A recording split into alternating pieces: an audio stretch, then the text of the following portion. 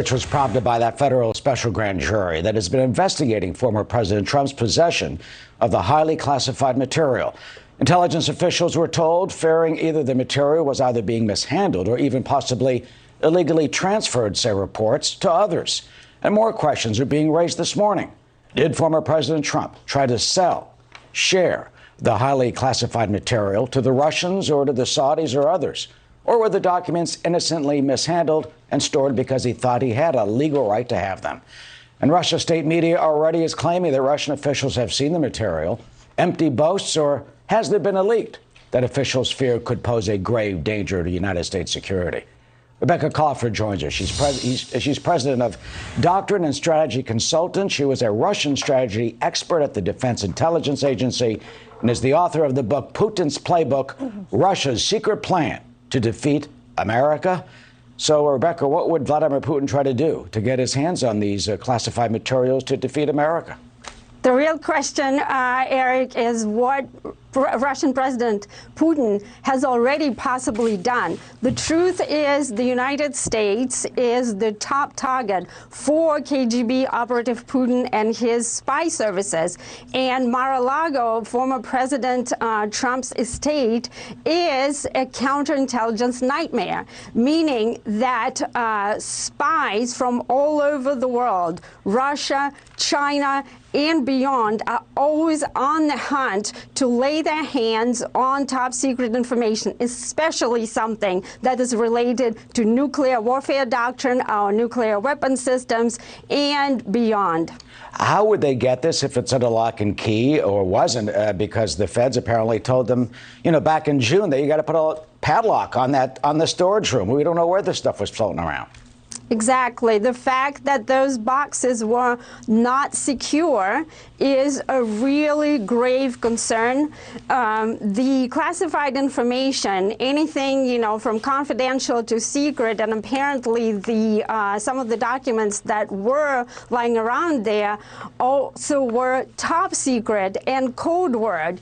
That is a huge concern. There are various ways that intelligence tradecraft envisions that could suck out all kinds of information. There's electronic interrogation, there's close proximity operations, there's third-party, type of operations. Russian spies didn't even have to be in Mar-a-Lago to get their hands on those documents. There's all kinds of tricks that they have. That is not to say that it's actually happened, but the risk is very grave. Yeah, and not only that, the president himself has been accused of leaking classified information of the Russians in the past. There's that famous meeting. Let me show it to you now.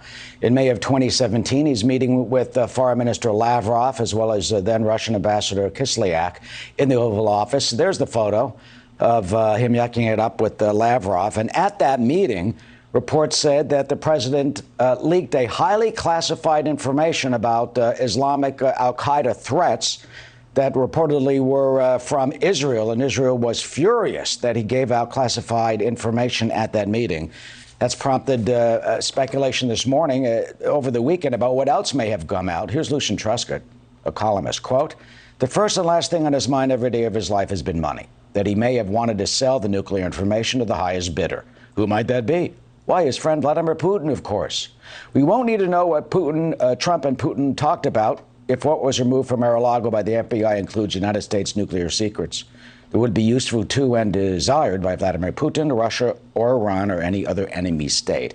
I mean, do you think that's possible? I mean, what is the value to Putin of this information? Well, first, I don't think it's possible that former President Trump sold information or gave it to Putin. I think that is absurd.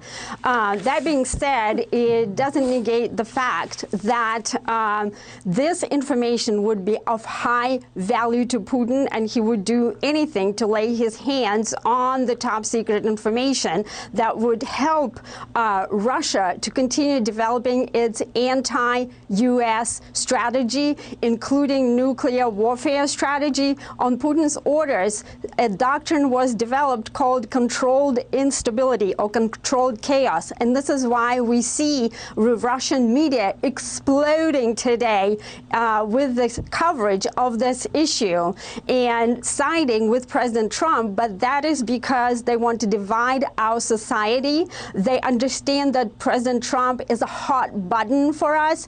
And by amplifying this type of issue, they know that they could rip our country apart. And eventually what they're hoping to do is to, quote, heat up the situation so much to the point that a social unrest would erupt in America. That is Putin's goal. Yeah, and finally, the former president has said, of course, that this is a hoax, that the nuclear material is a hoax, and this sort of thing. One classified information that's kind of curious has to do with Emmanuel Macron. Would you venture a guess on why there could be material in those boxes, and what interest would that be to the Russians on the French president? Well, Russians are highly interested in Macron.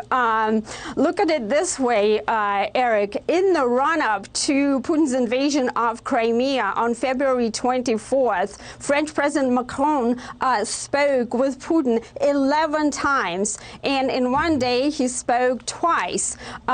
President Macron is considered to be somewhat soft on Russia. And the Russian intelligence services are always interested in information that would help them to manipulate somebody like Macron, whose country is part of NATO, because Putin's ultimate goal is also to fracture and weaken NATO. So there are many, many reasons why the Russian intelligence services would be interested in classified information on Macron, and there are multiple ways that they could exploit it as well. Yeah, we don't know if any of the Russians actually do have this information, even though state media has been claiming that.